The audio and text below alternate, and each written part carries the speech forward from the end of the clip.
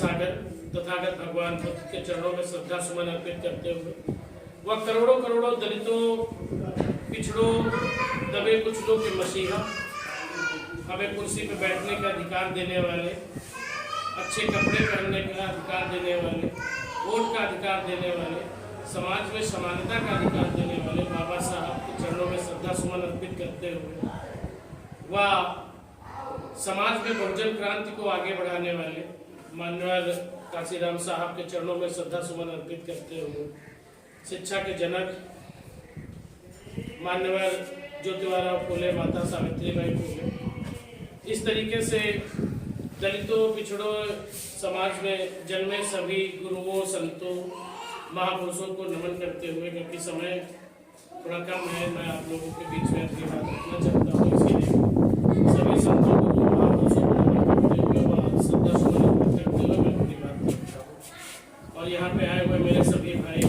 विधानसभा अध्यक्ष, उपाध्यक्ष, ब्लॉक अध्यक्ष, जिला वरिष्ठ उपाध्यक्ष और भी जो हमारे सभी पूर्व विधानसभा से आए हुए ब्लॉक अध्यक्ष, ग्राम सभा अध्यक्ष, बूथ अध्यक्ष, सभी भाइयों का मैं हृदय की गहराइयों से वंदन अभिनंदन करता हूँ। दोस्तों, आज हमें आप लोगों के मन में सवाल है, कुछ लोगों ने अभी पूछे भी कि आजाद समाज पार्टी भीम आर्मी से हम क्यों जुड़े और क्यों जुड़ना चाहते हैं। तो दोस्तों, मैं उन लोगों को ये बताना चाहता हूँ कि आज भारत देश में सिर्फ एक ऐसी पार्टी है जिसका नाम है आजाद समाज पार्टी भीम आर्मी, जिसने भारत देश में दलितों, पिछड़ों और मुस्लिमों के हक की आवाज उठाने का काम किया है। चाहे वो CA/NRC का मुद्दा हो मुस्लिमों का, चाहे दलितों, पिछड़ों का मुद्दा हो, चाहे हमारी बहन बेटियों की अस्मत और इज्जत लूटी जाती हो उसका मुद्दा हो, हमारे राष्ट्रीय अध्यक्ष व हमारे जितने भी भीम आर्मी व आजाद समाज पार्टी के जो भी कार्यकर्ता है, जो जिस जनपद में है, वो लोग इसके लिए तत्परता से लड़ाई लड़ते चले आ रहे हैं। अपने दलितों, पिछड़ों, मुस्लिमों व बहुजन समाज के हक व अधिकार की बात कहते हुए चले आ रहे हैं। उनके अधिकार दिलाने के लिए हर संभव उनकी मदद करते चले आ रहे हैं। यहाँ तक कि कभी कभी हम लोगों को अपने बहुजनों के हक अधिकार दिलाने के लिए हम लोगों के ऊपर मुकदमे लिखे जाते हैं, हम लोग जेल भी जाते हैं, लेकिन हम लोग इससे डरते नहीं हैं, पीछे हटते नहीं हैं, क्योंकि आज अगर जो हम इस समाज में बराबरी में खड़े होकर हम अपनी बात कह पा रहे हैं, समाज में समानता का संदेश दे पा रहे हैं, इन कुर्सियों पे बैठ पा रहे हैं, तो वे बाबा साहब की वजह से, बाबा साहब भीमराव अंबेडकर की वजह से, उनके संविधान की वजह से। तो दोस्तों, उनका कर्ज है हमारे पे, इस कर्ज को हमें चुकाना है, उनका नमक अदा करना है, हमें अपने आने वाली पीढ़ियों को बचाना है, अपने बच्चों के भविष्य को देखते हुए, क्योंकि अगर आज हम सब लोग फिर से एक शक्ति बन के फिर से नहीं उभरेंगे तो दोस्तों वो दिन दूर नहीं कि जब हमारा संविधान बदल दिया जाएगा और हम लोग फिर से वही कीड़े मकोड़े की जिंदगी, पीछे झाड़ू बांध के, गले में मटकी डाल के हम लोगों को घुमाया जाएगा और हमें गुलाम बना के रखा जाएगा। ये बहुत जल्द आने वाला है दोस्तों। जैसा कि आप देख रहे हैं कि RSS या बहुत से ऐसे संगठनों ने अलग अलग अपने संविधान बना के तैयार कर दिए हैं और ये लोग इस तैयारी में बैठे हैं कि हम अपना संविधान पारित करा लें। वही उसी तरीके से मनुवाद का संविधान लिख के तैयार किया गया है, फिर से मनुवादी परंपरा चालू हो जाएगी। तो दोस्तों, आज हमें जरूरत है कि अपने भविष्य के लिए, अपने बच्चों के लिए, अपने लिए हमें आज लड़ने की जरूरत है। तो मेरे भाइयों, मैं आप सब लोगों से कहता हूँ कि आप लोग सोमवार से लेकर शनिवार तक आप अपना काम करिए, पढ़ाई लिखाई, नौकरी चाकरी, खेती बाड़ी जो भी करते हो, हफ्ते का एक दिन निकालिए अपने समाज के लिए, अपने संगठन के लिए, अपने दबे कुचले समाज की आवाज उठाने के लिए और अपने लोगों पे हो रहे अत्याचार की लड़ाई लड़ने के लिए। दोस्तों, आज इनका नंबर है, कल तुम्हारा नंबर होगा, परसों मेरा नंबर होगा। अगर आज हम इनके लिए नहीं खड़े होंगे, इनके हक अधिकार के लिए थाना पुलिस नहीं जाएंगे, तो कल आपके लिए भी कोई नहीं आएगा। तो हमें जरूरत है कि संगठन में हमें जुड़कर हमें इनकी मदद करनी है, आपकी मदद करनी है, सबकी मदद करनी है।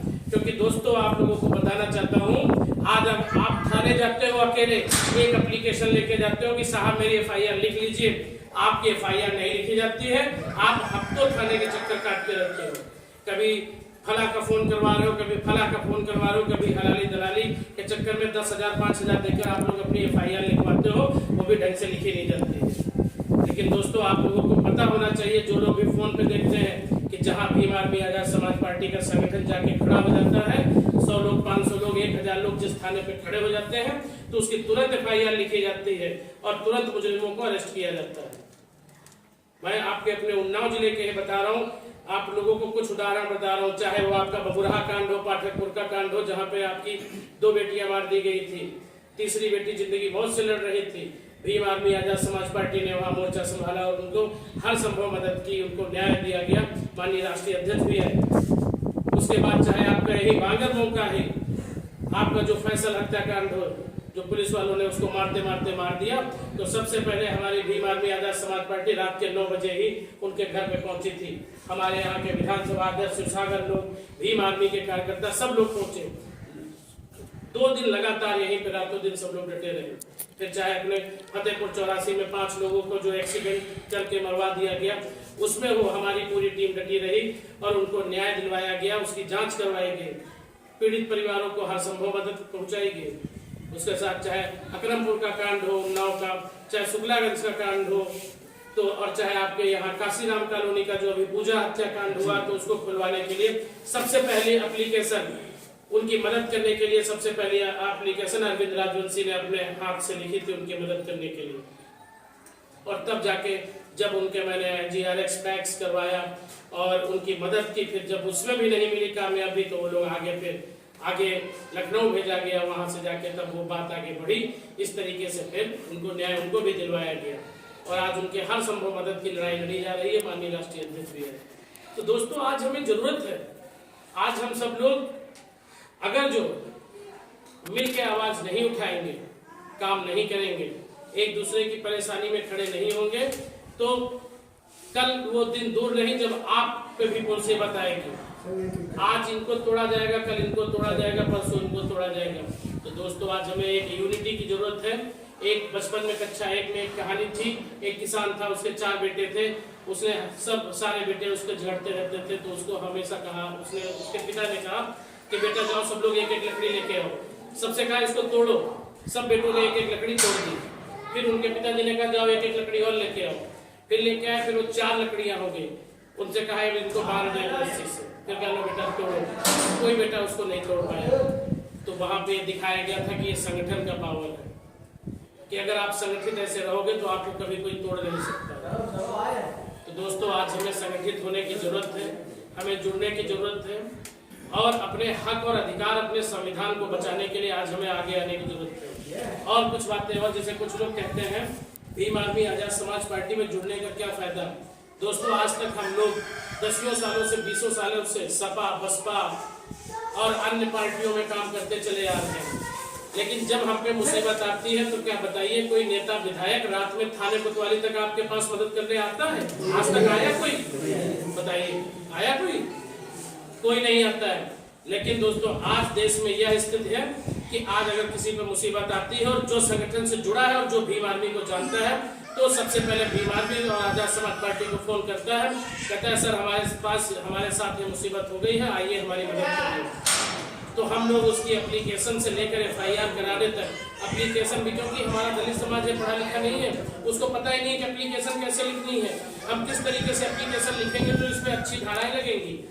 किसी अरे गहरे नथु खैरे से लिखवा लिया, उसमें गए बस 1-2 छोटी मोटी धाराएं लिखा दी, हमको दिखने में लग गया FIR हमारी लिख के और बाहर उसकी जमानत हो गई। जो हमें उसमें जो उनके ऊपर मुकदमे लगने चाहिए थे, जो धाराएं लगनी चाहिए, वो कभी लगती ही नहीं। लेकिन आज जो लोग जाते हैं, जो संगठन में है, तो हम लोग जाते हैं, उनकी पूरी मदद करते हैं, एप्लीकेशन लिखने तक लेके FIR लिखने तक, उनको न्याय दिलाने तक, अपराधियों को पकड़वाने तक भीम आर्मी उनकी मदद करती है। तो पहला तो दोस्तों, जैसे अभी कुछ लोगों का प्रश्न था कि मतलब क्या फायदा है भीम आर्मी आजाद समाज पार्टी से जुड़ने का। तो सबसे पहला फायदा दोस्तों, आपके हक और अधिकार की लड़ाई लड़ती है। दूसरा फायदा है जनपद, हम उन्नाव जनपद की बात करते हैं, जो मेरे द्वारा, अरविंद राजवंशी के द्वारा हम लोगों को कहना है कि अगर हमारे किसी कार्यकर्ता के घर परिवार में अगर जो कोई मुसीबत आ जाती है, हमारी माँ बहन या कोई बीमार है, उसके पास अगर पैसे नहीं, उसके पास परेशानी है, तो हम लोग उसका दवा इलाज कराने का भी काम करते हैं। हम लोग संगठन से हमारा यहाँ पे इतना बड़ा संगठन है, इस समय हम हजारों कार्यकर्ता उन्नाव जिले में हो चुके हैं। दोस्तों बताइए, अगर हमारे 1000 कार्यकर्ता है, अगर मैं सबसे सिर्फ 100 रुपए का ही चंदा लूंगा तो 1000 100 की नोटें 1 लाख हो जाती है कि नहीं हो जाती? बताइए, 1 लाख रुपए दे देंगे तो उसका दवा इलाज हो जाएगा कि नहीं हो जाएगा? किसी के घर में आग लग जाती है, किसी के घर में मुसीबत हो जाती है, किसी की बहन बेटियों की शादी होती है, बेचारा गरीब होता है, अगर हम सब लोग उसको कोई 50 किलो आलू दे दिया तो कोई उसको 50 किलो आटा दे दिया, कोई 5 किलो रिफाइंड दे दिया, या सब लोग 100 500 या 50 रुपए भी मिला के दे देंगे तो 50,000 रुपए इकट्ठा करके उसको दे देंगे तो उस बहन बेटी की एक अच्छे से शादी ब्याह हो जाएगा। और हम उन्नाव जिले की बात कर रहा हूँ, मैं अपने स्तर की बात कर रहा हूँ, और हम लोग इस समय जिसको भी हम लोग रोजगार मुहैया तक करा रहे हैं। उन्नाव की इंडस्ट्री है, वहां पे है, आपको जिसके पास रोजगार नहीं है, अगर वो उन्नाव में रह के नौकरी करना चाहता है दोस्तों, तो ज्यादा नहीं, हम प्राइवेट कंपनियों में हमारा पहचान है, हमारे पहुंचने वाले, हम उनको सबको रोजगार तक, यहाँ तक प्राइवेट नौकरी तक दिलवा रहे हैं कि महीने में नहीं, आजकल आप लोग बेरोजगार दुनिया घूम रही है तो 8-9 हजार 10 हजार तक की तो नौकरी हम लोग उनको दिलवा ही देते हैं। तो आपका भीम आदमी आजाद समाज पार्टी से जुड़ने के ये फायदे हैं, आपके हक और अधिकार के लिए लड़ाई लड़ी जाती है, आपकी बहन बेटी के साथ कोई अत्याचार होता है, कोई दुराचार होता है, कोई आपको नजर दिखाता है तो हम लोग उसकी आंखें काटने का काम करते हैं। हमारे कार्यकर्ता को कोई अगर उंगली उठा देगा तो उसकी उंगली तोड़ने का काम करते हैं हम लोग। तो इस संगठन से जुड़ने के ये फायदे हैं। यहाँ पे टीम का ये मतलब हमारे राष्ट्रीय अध्यक्ष जी भी कहते हैं कि कभी भी स्वाभिमान से समझौता मत करना, और जिसने अपने स्वाभिमान से, अपने मान सम्मान से अगर जिसने समझौता कर लिया तो उसका जिंदगी जीना बेकार है। जो अपने बच्चों के लिए, अपने भविष्य के लिए नहीं सोच सका तो वो जानवर से भी बेहतर है।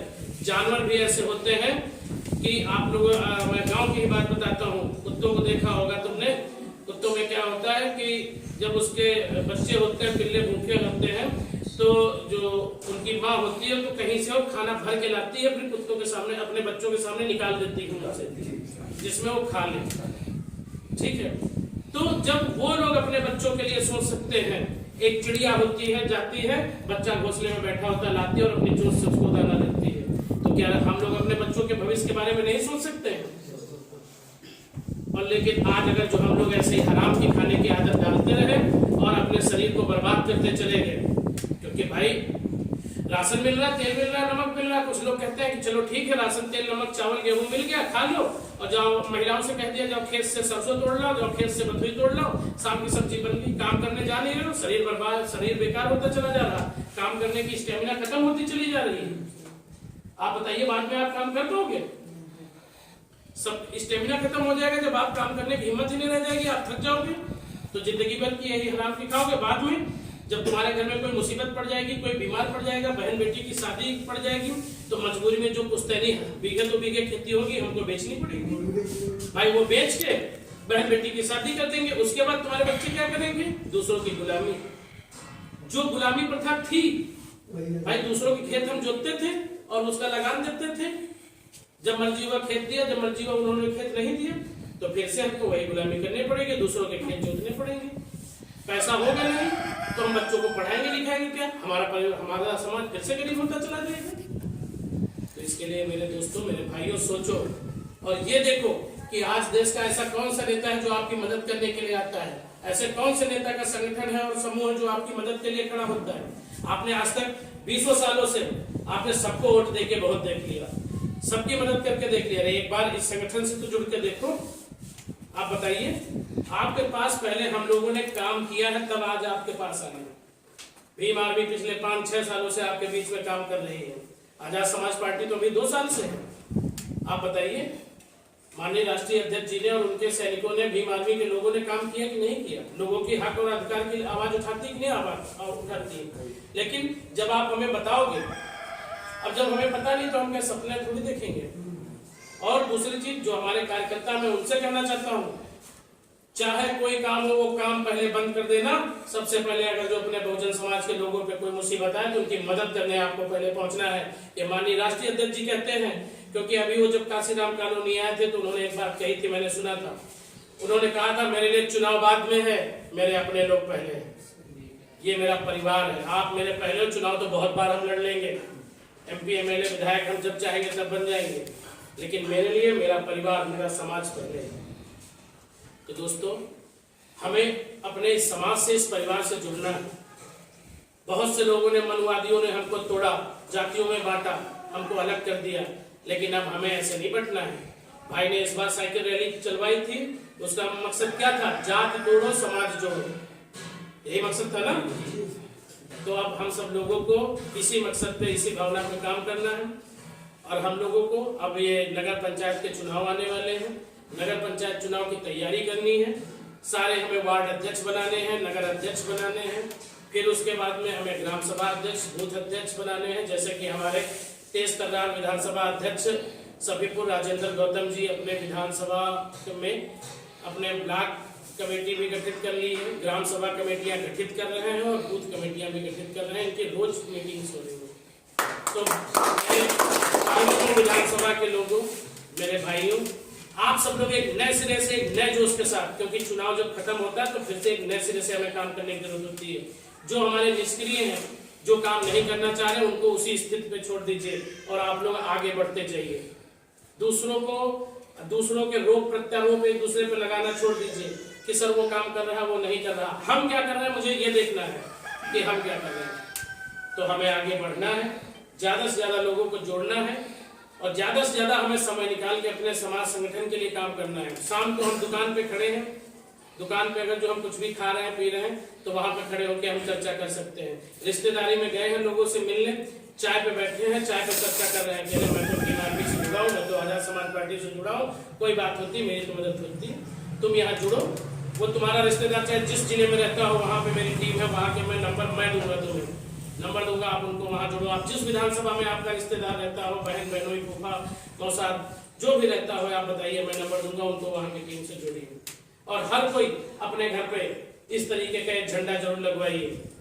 और बाबा साहब का जो प्रतीक है नीला रंग, नीले रंग का गमछा मैं चाहता हूँ दोस्तों, आपके कंधे से कभी उतरना नहीं चाहिए। हम घर जाए, बाहर जाए, बाजार जाए, कहीं भी जाए, हमारा नीला गमछा हमारी पहचान है, हमारी शान है, क्योंकि हम सदैव उस नीले आकाश के नीचे रहते हैं।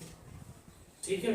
और बाबा साहब का भी जो था, इस नीले गगन को देख के उन्होंने नीला कलर उन्होंने पसंद किया था, और ये हमारी पहचान है। तो इस पहचान को जिंदा रखनी है। और दोस्तों, मैं चाहता हूं कि आप सभी लोग एक क्रांतिकारी भाव के साथ में बांगरमऊ विधानसभा को जल्द से जल्द, बहुत जल्द से जल्द अच्छे कार्यकर्ताओं को ढूंढ के इसको आगे बढ़ाएं। और यहाँ पे जो भी काम है, जो भी टीमें गठित करनी है, उनको गठित करिए, क्योंकि 2027 तक हमें यहाँ के अपने लोगों को बहुजन हुक्मरान बनाना है। चाहे वो तुम्हारा नगर पंचायत का चुनाव हो, चाहे आपका वो सांसदी का चुनाव आने वाला है, चाहे उसके बाद में ग्राम पंचायत का चुनाव फिर से आने वाला है, प्रधान BDC, जिला पंचायत, ब्लॉक प्रमुख, हमें अपने लोगों को बनाना है। तो इस तरीके से आप सब लोग तैयारी करिए, तेजी से लग जाइए और अपने समाज, बाबा साहब का नमक अदा करना है, मानवर काशीराम साहब का सपना अगर साकार करना है, तो भाई चंद्रशेखर आजाद जी के कंधे से कंधा मिलाकर इस देश में बहुजनों को हुक्मरान बनाना चाहते हैं, अपने बच्चों के भविष्य को अच्छा बनाना चाहते हैं, तो आप सब लोग काम करिए। इसी बात के साथ मैं अपनी वाणी को विराम देता हूँ।